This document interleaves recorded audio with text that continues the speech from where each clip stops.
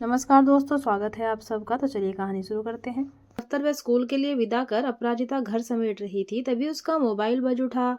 काम बीच में रोक उसने कॉल रिसीव किया। हेलो, कैसी हो अपराजिता? अपरिचित आवाज सुन उधर से अपना नाम सुन उसे बड़ा अजीब लगा। बोलने की शैली ऐसी मानो वह उसे काफी दिनों से जानता हो। जी, आप कौन? अपराजिता ने पूछा। नहीं पहचाना? पहचानती तो पूछती क्यों? मुझे कैसे जानते हैं? यार, मैं अमित बोल रहा हूँ। अमित नाम सुन वह चौंक गई। यह नाम 16 साल बाद जो सुन रही थी।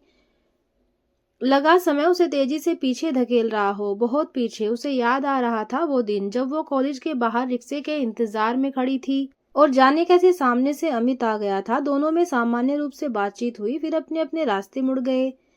उस दिन के बाद आज अचानक अमित को फोन पर सुनकर सहसा विश्वास नहीं हुआ उसे। हेलो, कहाँ खो गई तुम? अमित ने फिर से पूछा।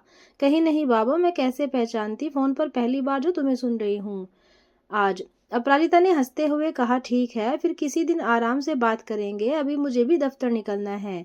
मेरा यह नंबर सेव कर लेना, कहकर अमित ने फोन काट दिया। अपराजिता ने अमित का नंबर अपने कॉन्टेक्ट लिस्ट में सेव कर लिया। वो और अमित पहली कक्षा से ही साथ पढ़े थे। क्लास का सबसे अच्छा और शांत लड़का था अमित, हमेशा सबकी मदद करने को तैयार।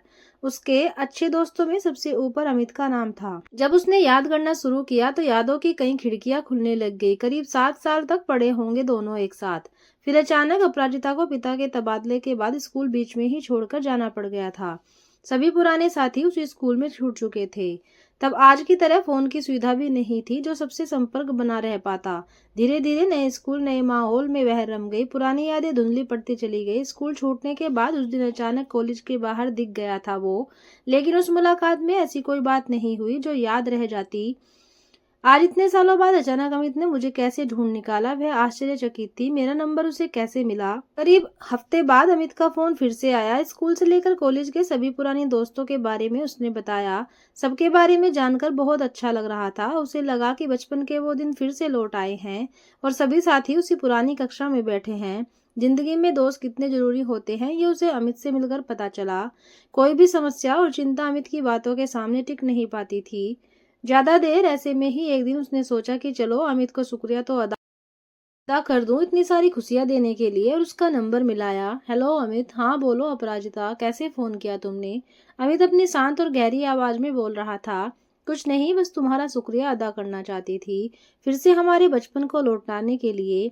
शुक्रिया कैसा? तुम खुश हो, मुझे और कुछ नहीं चाहिए, अमित ने कहा। अच्छा ठीक है, यह तो बताओ कि मेरा नंबर तुम्हें कैसे मिला था? अपराजिता ने जानना चाहा। फिर से तुमने पूछा? तुमसे बात करनी थी तो मिल गया, कहीं से तुम्हारा नंबर। तुम क्या करोगी जानकर? अमित ने बात को हंसकर टाल दिया। ठीक है, जाओ, मत बताओ, अब नहीं पूछूंगी कभी। तुम बिल्कुल नहीं बदली, बता दूंगा किसी दिन। ओके, अभी भी बच्चे की तरह रूठ जाती हो। अच्छा बाबा सुनो, मैं तुमसे बात करना चाहता था लेकिन कोई कांटेक्ट नहीं था मेरे पास। फिर एक दिन ऋचा मिली, उससे मिला तुम्हारा नंबर। अपराजिता चुप हो गई। अमित थोड़ा गंभीर होते हुए कहता जा रहा था। मैं कब से तुमसे कुछ कहना चाहता था लेकिन कैसे कहूँ समझ नहीं आ रहा था। खैर, तुम जानना चाहती ही थी ना कि मैंने इतने सालों बाद तुम्हें कांटेक्ट क्यों किया? तो सुनो, मैं तुमसे बेहद प्यार करता था और आज भी करता हूँ। बस आज मेरी परिभाषा बदल गई है। भावनाओं की धार ने अमित को अपनी चपेट में ले लिया था। लेकिन कैसे? हम तो स्कूल छूटने के बाद कभी मिले ही नहीं थे। बचपन में ही हमारा स्कूल अलग हो गया था। एक अच्छे दोस्त की तरह तुम्हारा नाम याद था जहन में, बस। मेरा जीवन इतनी तेज गति से भागा कि सब कुछ पीछे छूट गया। अपराजिता संजीदा होती हुई बोली। हाँ, तुमने नहीं याद किया मुझे, न ही मुझे कभी देखा था स्कूल छूटने के बाद, लेकिन तुम्हारे जाने के बाद मेरा एडमिशन भी संजोग से उसी शहर के एक कॉलेज में हो गया था जहाँ तुम रहती थी। मैं तुम्हें रोज देखता था जब तुम मेरी खिड़की के नीचे से होकर कॉलेज जाती थी, बिल्कुल शांत और सौम्य।